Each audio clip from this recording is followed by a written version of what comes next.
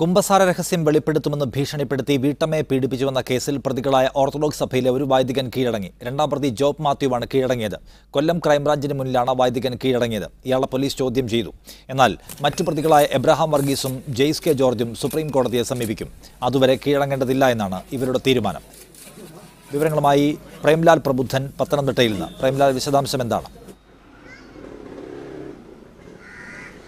നിഷാദ്, കേസിലെ രണ്ടാം പ്രതിയായ ജോബ് മാത്യു ആണ് ഇപ്പോൾ കീഴടങ്ങിയേക്കുന്നത്. ഈ പരാതിക്കാരിയായ വീട്ടമ്മയുടെ ഇടവക വൈദികനായിരുന്നു ജോബ് മാത്യു.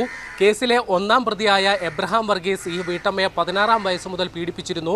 ഈ കാര്യം ജോബ് മാത്യുവിന് മുമ്പാകെയാണ് വീട്ടമ്മ കുമ്പസാരിച്ചത്.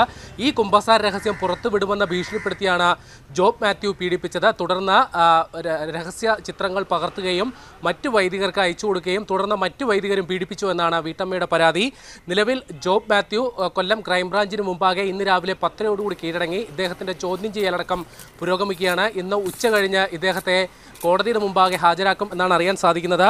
എന്നാൽ കേസിലെ ഒന്നാം പ്രതിയായ എബ്രഹാം വർഗീസും 4-ാം പ്രതിയായ ജെയ്സ് കെ ജോർജും നിലവിൽ കീഴടങ്ങുമെന്ന് പ്രഖ്യാപിച്ചിരുന്നെങ്കിലും എന്നാൽ ഈ അവസരത്തിൽ അവർ ആ തീരുമാനം മാറ്റിയിരിക്കുന്നു. പകരം സുപ്രീം കോടതിയിൽ ഒരു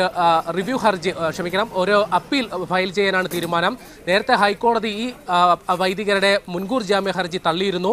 എന്നാൽ സുപ്രീം കോടതിയെ സമീപിച്ച് അനുകൂല വിധി സമ്പാദിക്കാനാണ് തീരുമാനം. എന്നാൽ ഈ വൈദികരുടെ അറസ്റ്റ് ഏത് ഘട്ടത്തിലും ഉണ്ടാകാമെന്നാണ് അന്വേഷണ സംഘം പറയുന്നത്. അതുകൊണ്ട് തന്നെ അറസ്റ്റ് ഉടനെ നമ്മൾ പ്രതീക്ഷിക്കേണ്ടതുണ്ട്. നിലവിൽ ഇവരുടെ അഭിഭാഷകർ പറയുന്ന വിവരമനുസരിച്ച് സുപ്രീം കോടതിയിൽ നാളെയോ തിങ്കളാഴ്ചയോ അപ്പീൽ ഫയൽ ചെയ്യുമെന്നാണ് അറിയാൻ സാധിക്കുന്നത്. അതേസമയം തന്നെ ഇവരുടെ ഒളിയിടങ്ങൾ സംബന്ധിച്ച അന്വേഷണ സംഘത്തിന് കൃത്യമായ വിവരമുണ്ട്. അതുകൊണ്ട് തന്നെ ഇവരുടെ അറസ്റ്റ് ഏത് നിമിഷവും നമ്മൾ പ്രതീക്ഷിക്കേണ്ടതുമാണ്. നിഷാദ്.